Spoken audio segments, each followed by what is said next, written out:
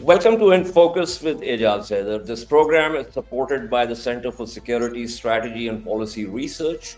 CESPR is an autonomous policy research center housed in the University of Lahore, and it tackles issues that impact contemporary security and strategic developments.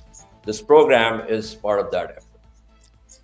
The US President Donald Trump says he wants to own and rebuild Gaza.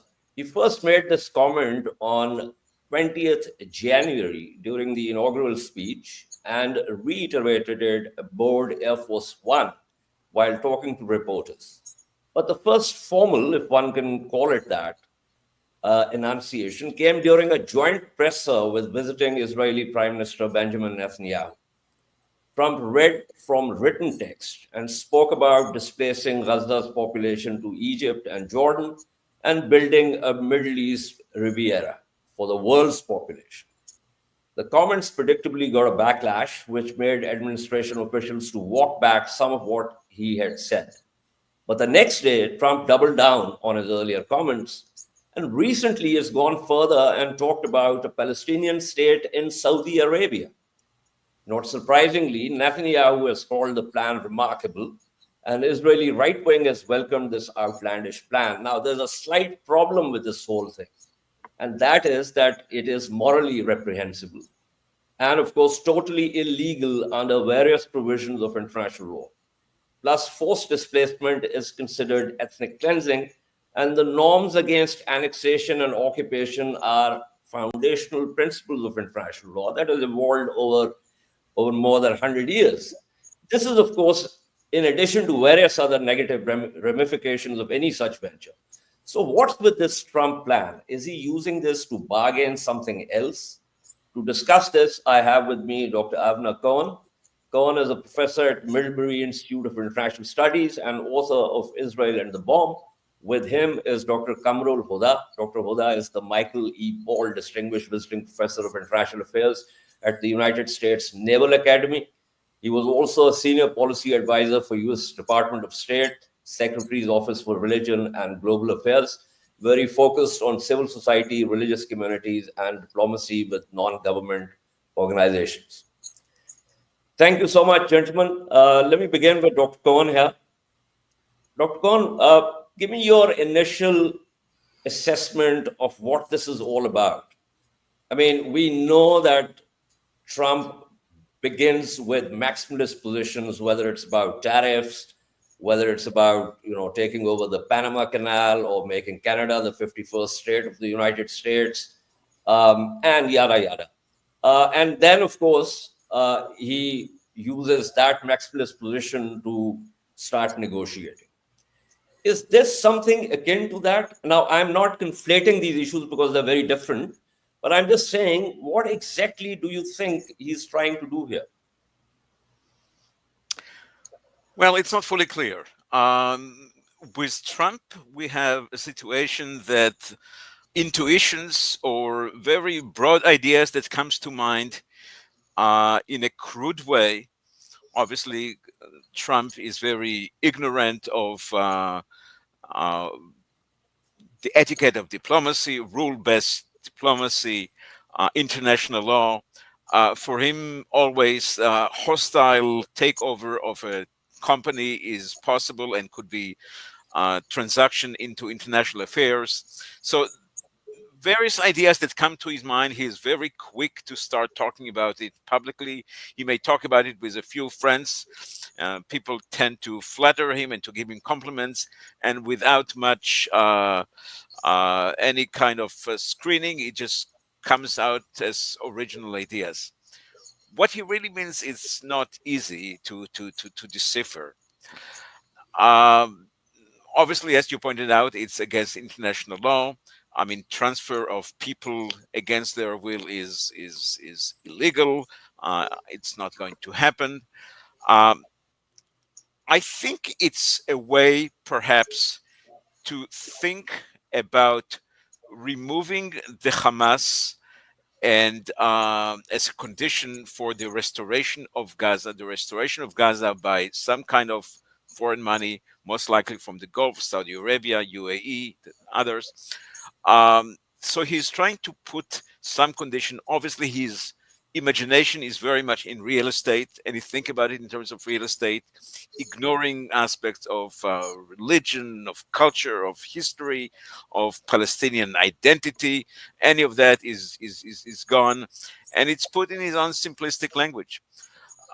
Perhaps it was a way also to give a little cachet to Netanyahu, who has issue with his own coalition, and it gives something that the Israeli far right is loves to hear: a transfer. Um, Most people believe that very little can come out of it.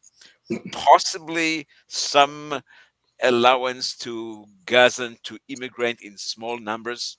I think there are some portions of the Gazan population who would like to leave, and maybe would allow them to leave, not necessarily to any of these countries that he talks about, even though he may want to coerce them to do that, Jordan or Egypt. Um, and obviously, he didn't put any sense of time when it will happen, the context of that it might happen. I mean, we have to accustom ourselves to a situation that the leader of the United States is going to say all kind of ideas. Some of them are empty, hollow, without much meaning, and we will have to to try to make sense of them. It's not that easy. Right. I think you have basically checked all the boxes. I mean, starting with his real estate uh, background. When Barrett obviously wrote what I think is a definitive book, uh, because others have also written books on Trump, including Woodward's trilogy. But what Barrett does is that others do. They look at Trump and they say, okay, he's doing this, and then they try to decipher Trump. And Barrett actually looks at Trump and then tells us why he does what he does. So I think there is that difference between how he approaches Trump, because he's a much bigger, and how others do. So there is this bit about the gentrification of Gaza, which obviously you should realize that even in New York and elsewhere and other conurbations, the entire idea of gentrification is not something that local populations are very fond of. But talking about Hamas, and then I won't go to Dr. Huda and get his initial take on this. Hamas has very clearly and with a bit of theatrics uh, told everyone, including Israel and the rest of the world, that we are here. We are not going anywhere. And we are part of the soil and we are part of the fabric of Gaza. How do you think Hamas can be subtracted from Gaza in order to have any kind of normalization? Well, I do not think that one can think seriously about restoring, rebuilding Gaza without major political changes in the governance of Gaza. Whether it will be through some kind of custodianship of other countries, the Gulf, Egypt, consortium of countries, with the PA, whether it will be a new Palestinian coalitions, but the Hamas as Hamas, it would be a condition that Israel and others would not allow to start with any serious move towards rebuilding of Gaza without removing as Hamas as a governing power within. Even if Israel was unable to do it militarily, which is a fact of life, Israel was able to do a great deal of damage to the physical and the human elements of Gaza. And nevertheless, the governance of the Hamas remains basically as is because nothing else so far has replaced it. But I think to put the emphasis that no restoration, no rebuilding of this territory, which is, 70% of it is wreckage. Some area north in Gaza, southern Gaza, apart from the city of Gaza itself and the some of the camps in the middle, but much of 60-70% of the strip is badly damaged. and you need a great deal of investment. People estimated between 50 to 100 billion dollars to rebuild, and it will take time. And I think that Israel has the means to put a veto how it would be done. So Hamas will have to change, and we hear voices that Hamas recognize that they will have to have a different face, a different partnership with other Palestinian elements, given the situation. What would be the Okay. specific Okay. difference I will between? return to this. I will return to this theme because I would put on the table some other points with reference to Hamas. But let me get Dr. Huda's initial thoughts about Trump's gentrification plan. Oh, thank you for having me. Yeah, I think uh, I even don't know if it can be called a plan as of yet, even in terms of foreign policy. It's a words sort of linked together of some ideas, probably put together amongst his friends in his echo chamber and some folks close to Netanyahu, as a way, I think, just to test the waters, as a way to initiate some sort of extreme thinking and of what is the next stage. And in fact, some of the things that he's been saying is even outrageous as for some Israeli citizens, much less the neighbors.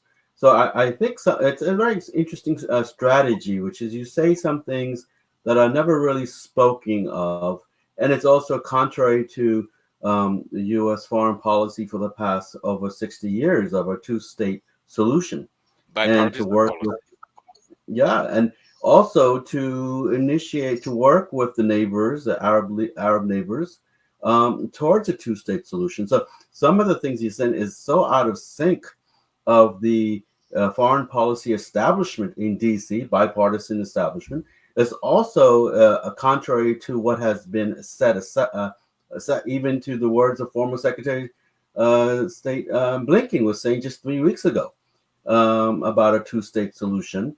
So all of these things not only are surprising in sort of in for this type of world of thinking, but also I think since it's outside of the norm to even to suggest these ideas, I think it's first is testing the waters to see who is stung by it, who's surprised, who is going to be contrarian, who's going to be a team player, quote unquote, in his world. And so many of it is just the way he sees things as transactional, and which in a transactional world, who are your opponents immediately, and who are your collaborators and teammates. But other than that, what's most interesting is these set of ideas of moving Palestinians to Jordan or to Egypt, or to then the most latest is that they won't come back, that they would have permanent homes elsewhere, so they won't come back.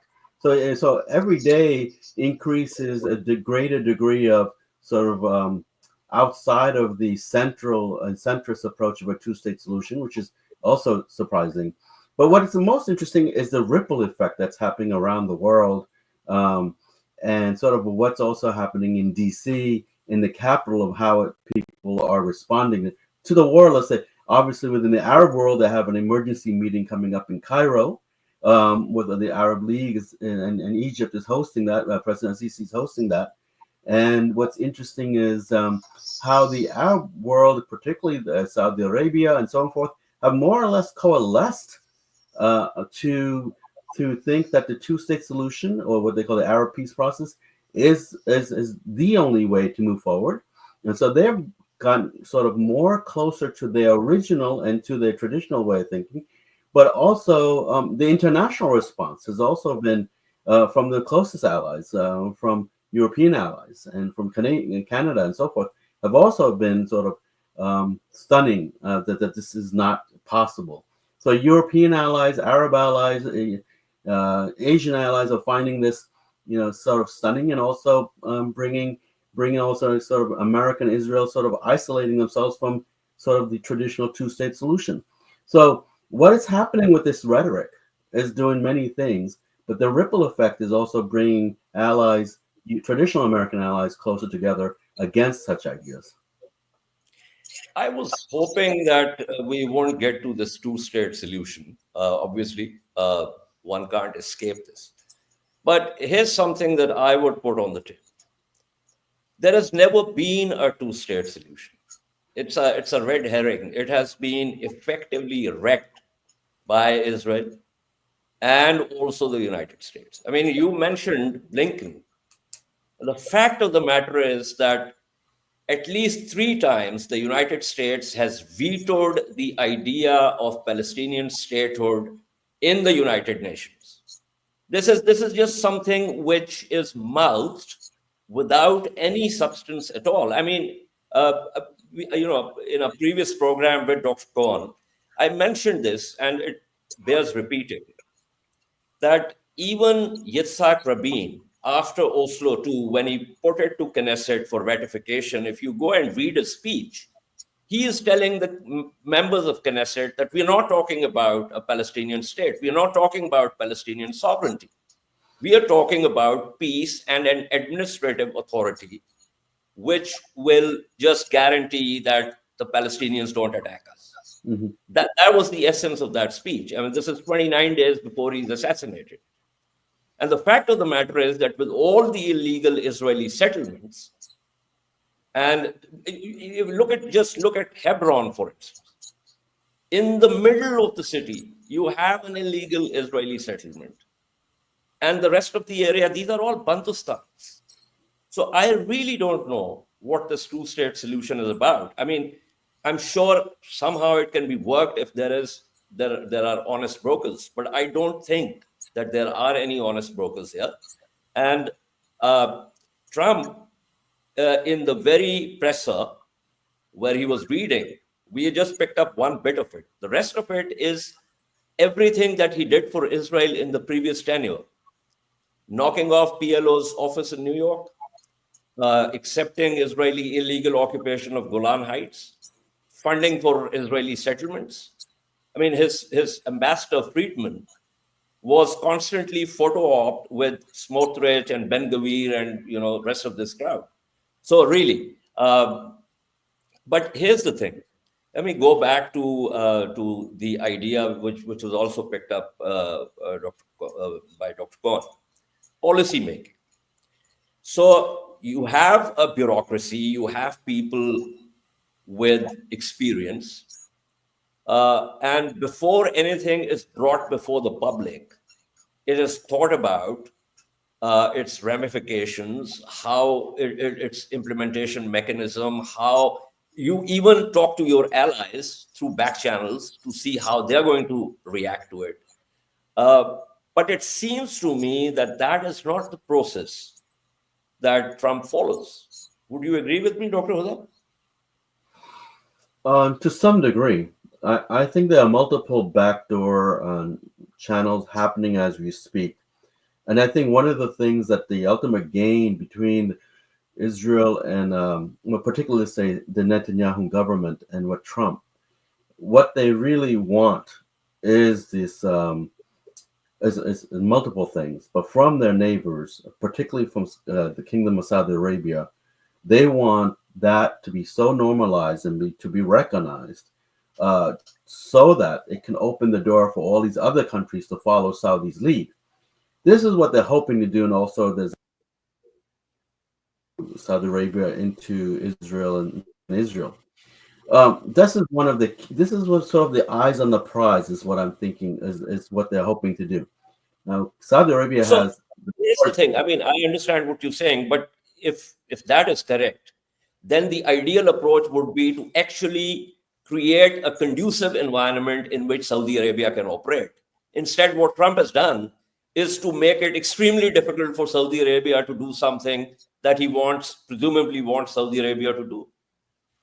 Well, that's sort of an interesting negotiating way, the tactic that this team works in, is to come up with some of the most, enter the table of negotiating with the most extreme or sort of unusual positions and saying, this is the reality we're working with. And if you don't operate it with this reality, then what you're looking for is is you need to come closer to this reality, or this will be the reality.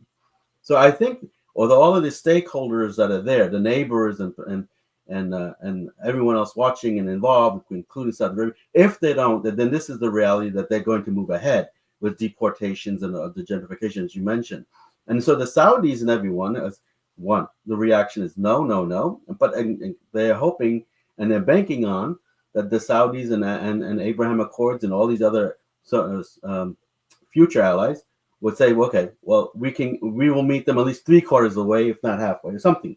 I do think this is some sort of calculation to get this, not to make it conducive for them, to make it difficult for them. And you make it Okay, difficult. that's an interesting point. You make it Since you difficult for them because then all circumstances that they refuse, then they're going to pay the consequences for those difficult decisions that they make. so I kind of referred to this in my opening, and since you've talked about negotiations, let's talk about the negotiation theory. Dr. Cohen, you set the opening price to get the anchoring effect, right? And we know through psychological experiments that the anchoring effect persists of the opening price. I mean, it's been done by Tversky and Kahneman and various other psychologists. Is that what he's doing? Because in that case, the opening price is okay, I want X, Y, Z. You allow that, as Dr. Huda has also pointed out, the effect to persist, but then force the other to concede on ABC. Yeah, I think so. I think that one of the issue that he is trying to open the door, and this has been the idea that the Likud and Benjamin Netanyahu personally were pushing all along, even though in a tacit way, because they were uncomfortable to talk about it, especially with with normal Europe and the previous administration, the Biden administration. The idea of the Likud was, and Netanyahu consistently during his time in office, he was trying to crash the Palestinian national movement overall. Right. And that's the reason why he was trying to weaken the PA, the Palestinian Authority, and that's why he cultivated in a variety of ways the Hamas as a partner that he can manage, but he can never negotiate in a serious way because there is nothing to negotiate with them. The dream of the far right in Israel is that ultimately life will be impossible for the Palestinians to stay, and most of them, many of them, over time, it can take more than one generation, would leave. Israel doesn't have to make a transfer, who doesn't have to coerce them to go out. Life would be tough, and over time, they would realize that the Palestinian national movement is not a feasible idea. It can take two generations, three generations, and ultimately, few Palestinians will stay, and it will be somewhat like the Arab Israeli will be a minority with a certain kind of uh, cultural autonomy, with certain kind of but they will never have the idea of national spirit and national movement. And it seems that Trump's support to support that kind of view.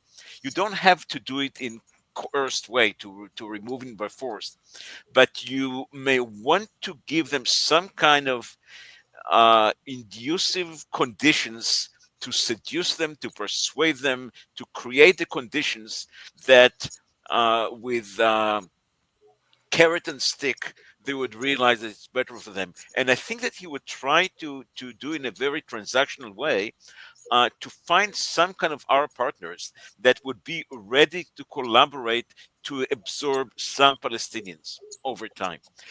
The fact is that there are major communities of Palestinians in the Gulf, in any of the uh, Gulf small states. There are in Egypt strong Palestinian community, and even now, even Egypt, not many people realize during the 16 or 15 months of the war, absorbed some close to 100,000 Palestinians from Gaza. So the number of when Trump was talking about 1.8 million Palestinians in Gaza, he was inaccurate. I mean, the number is still over 2 million, but initially it was 2.2 million. And the death and the departure of quite a few people, by now it's about, I think, 200,000 people are gone, or near that kind of number. So I think maybe he wanted to open the door towards a process that can take time, that many people will leave, and those who would stay would be with less attachment to strong ideas of national movement, national Palestinian movement, commitment to Palestine. I agree. I agree with what you're saying, but here's the thing. I mean, I agree with you in the sense that that's what That's the the dream of the far right yeah, in that's absolutely, that's the dream of the far right. Um, but here's the thing: if we go back to when Sharon decided to pull out of Gaza, now, off the cuff, I forget the name of his then security advisor, but he came on record and he said that we have done this to finally put a nail in the coffin of Palestinian nationhood. Emmy Ailon has also written about it. A number of other people have written about this and the rest of it. So, what I'm trying to point at is the fact that this position or this desire or this whatever slow structured violence against Palestinians to lead them to that point has been going on for a very long time. As a matter of fact, if we go back to the 48 Nakba, uh, a similar thing happened. I mean, there was forced displacements. even the Palestinian revolt in 1936 to 1939. The Right? British Absolutely. repressed it in a similar way. Absolutely. But this is where I want to return to the issue of Hamas. Hamas, leaving aside Israeli and Western propaganda, ran Gaza uh, very well. Gaza, all one needs to do is look at footage of Gaza. Uh, it's despite the population congestion, uh, nicely built, uh, run in a, people talk about Hamas as a religious organization. I want to come back to Dr. Huda on this because I was reading one of his pieces for Ibn Khaldun, this thing. But Hamas ran Gaza in a secular way. I mean, you've got Gaza's women, doctors, engineers, professors. But it was a regime of repression. A lot of people who opposed, and even the No, it bureaucracy was. that cooperated. Let me finish. Let me finish. Yes, Hamas repressed, but Hamas also killed collaborators because Hamas knew that the Israeli intelligence Shin Bet is constantly, what's the word for it? They're constantly trying to recruit collaborators. They're constantly trying to infiltrate Hamas. So it was, and Hamas is not just a political organization; it's also an armed resistance. So therefore, they would do that. I mean, any state would do that. So my point is that if there is no two-state solution, and it is now very clear that there is none.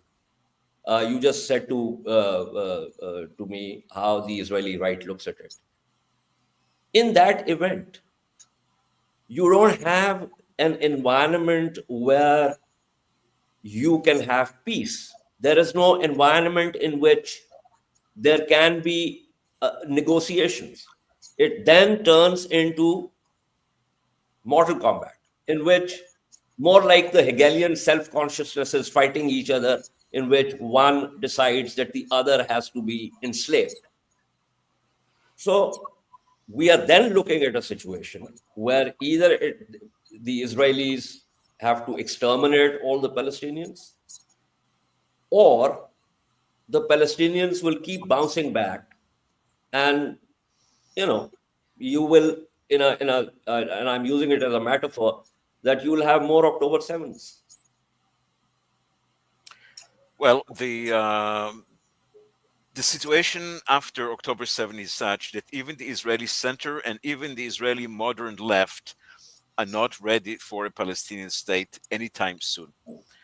Even those who believe in principle that there should be a two-state solution, even they think it will be a long process of cohabiting, of removing the past, of rebuilding new bridges, and it will take time. And there is almost universal agreement in Israel and elsewhere in the United States that Hamas must go, or Hamas in its present form must go.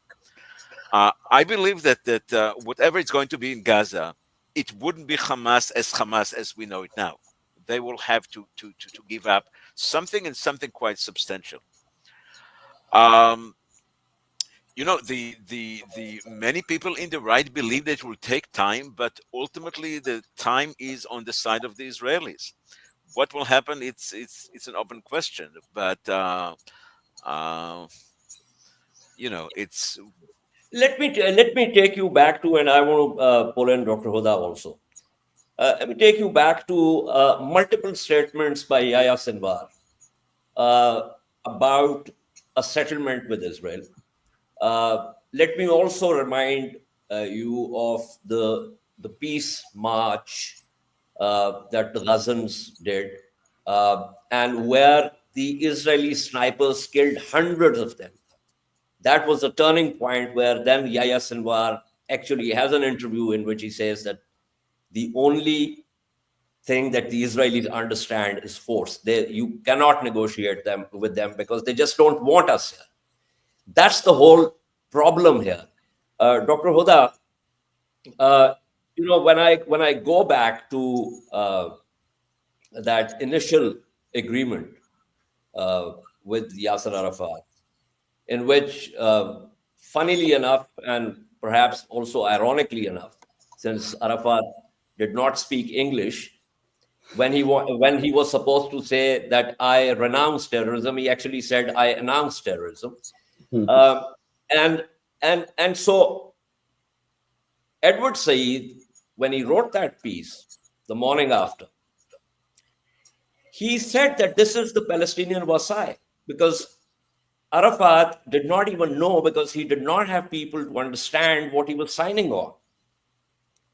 And there is so much evidence of Israeli bad faith that I'm surprised that the world should begin to put the onus of responsibility on the Palestinians.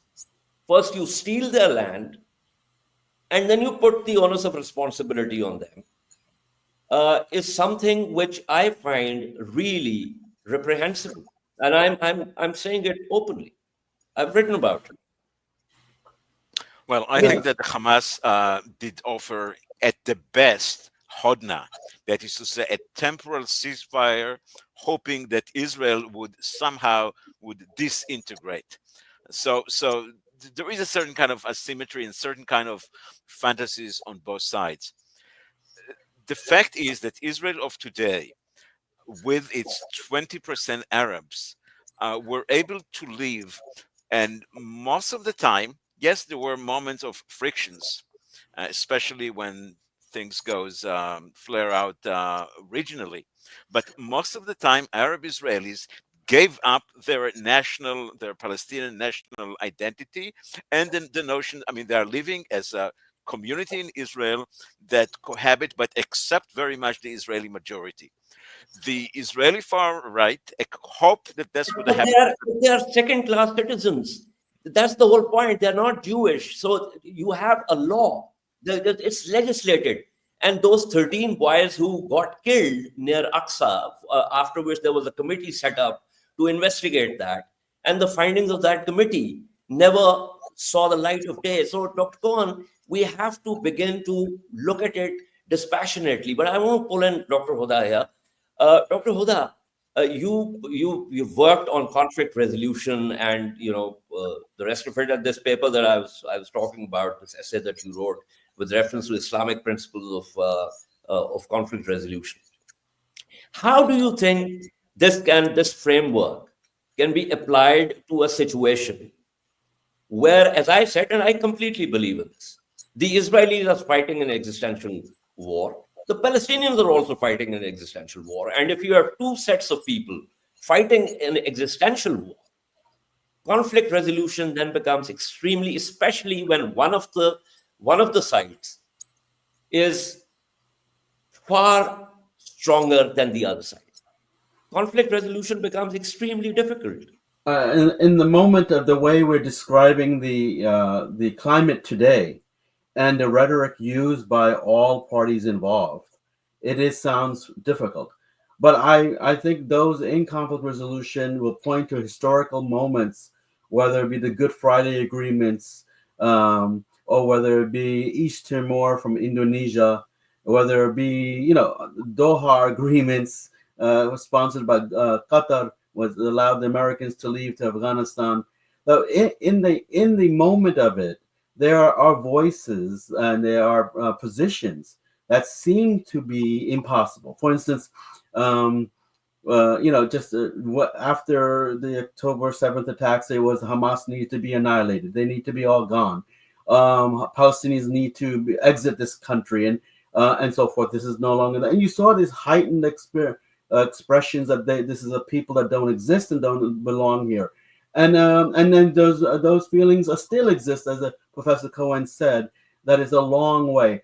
But I think we have to remember that the PLO for most of the 60s and 70s and 80s was viewed as a terrorist organization that needed to be annihilated, right? And remember, Yasser Arafat was in Lebanon, and then he had to flee Lebanon after that war, and then had to go to Tunisia, and then eventually had to Oslo 1 and to the Palestinian authorities. And so there was some agreement that this can't go on, to just view this group or a group as a force that needs to be annihilated because it's not being annihilated. In fact, that dream is really a nightmare to think like that. And also within the resistance movement or within these organizations, that we can annihilate the sovereign state of Israel and that we can subdue it and subject it to whatever dream we had.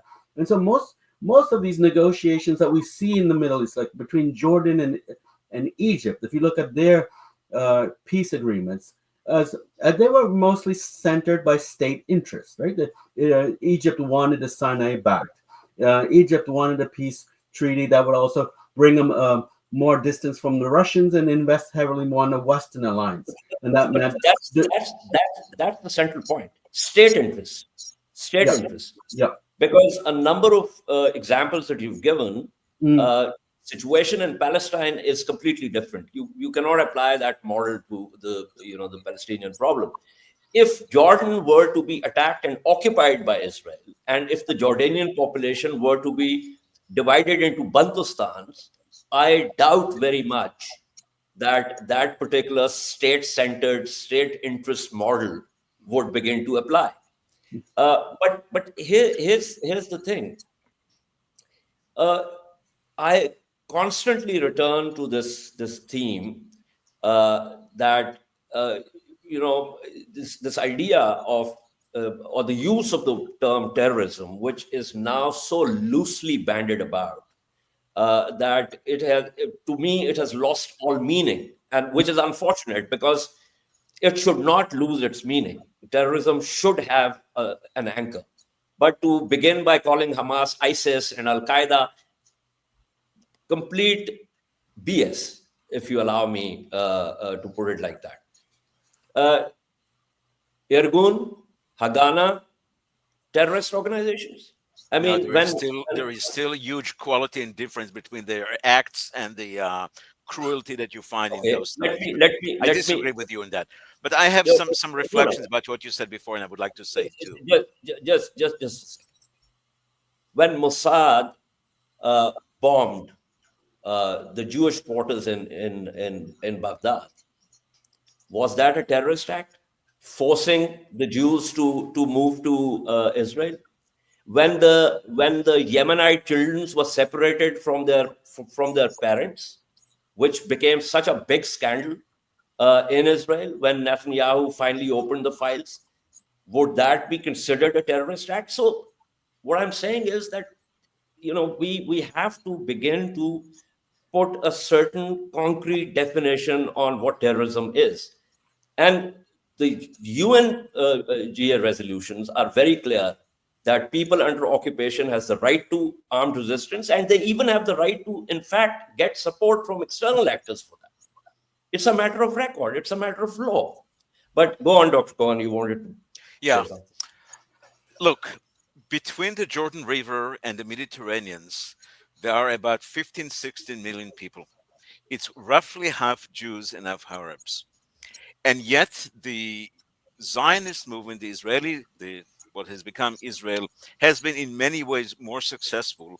And the result in terms of the power relation is such that Israel today has more resources and more capacities and more things, and in many ways it took. So when we talk about a two-state solution, they're not going to be ultimately equal two-state solution with the same sense of sovereignty. It will be a different two-state solution. One will be stronger and one will be weaker. And maybe at some point in the future, after some time of reconciliation, could be even confederation in which it manage things to do. But think about the Arab minority in Israel. You said, and I think it was incorrectly, that they are second-class citizens. This is very non-nuanced way to put it. They are Okay. second-class citizens in the sense that they had to give up a lot about their national identity. And yes, over time, and especially earlier time, they got much less state resources than Jews. This has been changed quite significantly. It's not exactly equal, but over time today, there are more and more Arabs in Israeli senior bureaucracy, in Israeli medical bureaucracy, in variety of other aspects of Israeli bureaucracy, except the security sector. And Arab accepted their role in that, most of them, not all of them, but most They of them. accepted their I role, think Dr. just to Cohen. finish, I Yeah. think that there is a hope that those who stay with Israel would be like that, and the Palestinian state would be the one that would accept the stronger side of Israel. Israel would be the one that I don't think that Israel. I think that Israel has the means not to allow anything like the Hamas, with all this sumud and with all the sticking to the land and the resistance, which are elements of the Palestinian identity which cannot be erased. Ultimately, one is stronger than the other, and those issues should be an element in any effort to reconcile. So the power relation is not just their justice, but it's also power relations. And both sides have to recognize that, even though that in terms of populations, we are talking about almost equal, as of now, almost equal population in that land between the Jordan River and the Mediterranean Okay. Sea. Okay. So let's begin with the demographics. So if all the Palestinians have the right to return, demographically they will be superior to Israel. So that's one point. That's not going to happen. No, no, It's simply not going to happen. I'm saying something totally different. Yeah. What I'm saying is that if we look at the facts of demographics, then they are roughly the same populations, because so many Palestinians have been pushed out of their land. So that's point number one. Secondly, uh, when I said they are unequal, you accept that. Uh, they are unequal. It's a Jewish It's state. much more nuanced than just that. To say it's unequal, it's much nuanced. And many Israelis I mean, oppose to that law that you mentioned before, and that law that is separate. That law is there. That law is there. Let's stick to facts. I'm sure it's nuanced. I'm sure there are many areas open to them. But the fact is, let's look at the United States. Forget about the Palestinians, Arabs for now. Up until the 50s or 60s, there were a number of professions that the Jewish population of the United States could not practice. So that's inequality. There is no other word for that. It's a Jewish state. Even the Druze, who can actually join the Israeli army, are constantly, even during this war, have been saying that they are treated unfairly. Forget about the Druze. Forget about the Arab Palestinians, Arab Israelis. The Mizrahi. I mean, the Mizrahi even today uh, are not, because Israel basically is an You Ashkenazi. characterize the story. You make a narrative which No, I'm not. many and And most Israelis would disagree with that. I'm basing it on studies done by Israelis, by No, Ella I Schwarzer. know that there are people who emphasize those issues, but What I'm saying is, and there are many narratives in Israel to understand Israeli society, but I'm sure the Mizrahi Ashkenazi things, in my view, is not as. I'm not claiming to know these nuances better than you. That would be stupid on my part. But what I'm saying to you is that these are some of the broader issues. And finally, because I have to close the program also, as I said at the opening of the program, unfortunately, the what we call in Urdu, hasle guftagu, as in the crux of this discussion, is that we are entering another phase of violence, because while I agree with you that it's not so much about the symmetry of power but balance of interest, the fact of the matter is that right now, and you've said this yourself, Israel is not prepared for that. So there is not likely to be a balance of interest. And unfortunately, it seems to me that we'll probably, as previously, we'll probably further down the line sit together here once again and talk about some other negativity that has emanated from this extremely unfortunate situation. But thank you so much, Dr. Cohen, as always. Thank you, Dr. Huda. It was great to have both of you. This is all from this episode. If you like the discussion, click on the subscribe button. It doesn't get me any lucre, but it's going to make me happy, and it also helps us bring you more discussions. Until our next episode, goodbye and stay safe.